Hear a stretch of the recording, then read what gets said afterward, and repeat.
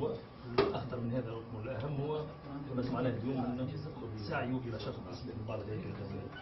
يعني سبب هذا التوتر وعلاش وصل السعي يعني اكد من هذا اكيد مع هذه المنظمات. هو يقول للمسؤولين في المنظمات هذه الدوليه، يقول ليش يخدم ضد تونس، اكيد يقدم المسؤولين في تونس هذا كلامه هو، وقدم بعض خلينا نقول انا رسائل او ما كتبته انا في الفيسبوك ضد طريقته وتعامله مع التحكيم التونسي. انا كمواطن تونسي حر مش نعمل نقد على اي شخص يكون في المجال الرياضي، مجال الاقتصاد، مجال اي مجال في تونس. انا مواطن تونسي كما نتكلمش انا ما شكون نتكلم، او يعني هو يقول كيفاش هو موجود في موقع معين في الاتحاد الافريقي وينتقد في الاتحاد التونسي. علاش تقدم سنة نبوة؟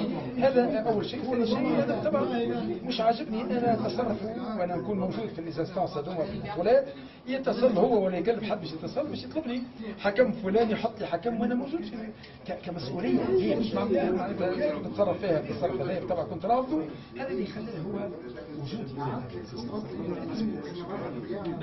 شنو موقف يعني اكيد وصلتني؟ لا شو موقفهم من لا يدرك الاتحاد الافريقي ماشي في خط اول سوى ديال الجزائر.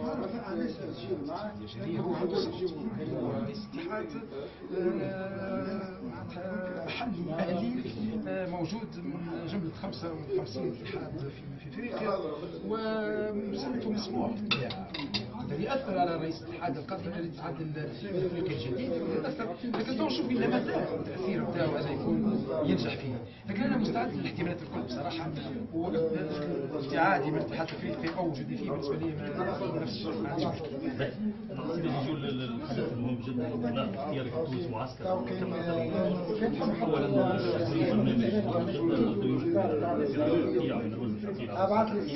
وحتى العدد مهم جدا 50 يعني باش تكون في تجربه الفيديو الاخيره اللي شفناها في كاس العالم لتونس في العالم العربي على مستوى التحكيم وحتى في افريقيا. احنا بدينا بالمشروع هذا من اللي صار قرار استعماله او تجربته على مستوى البورد وعلى مستوى الفيفا في قطر من سنه كتجربه ومواصلين بالتجربه.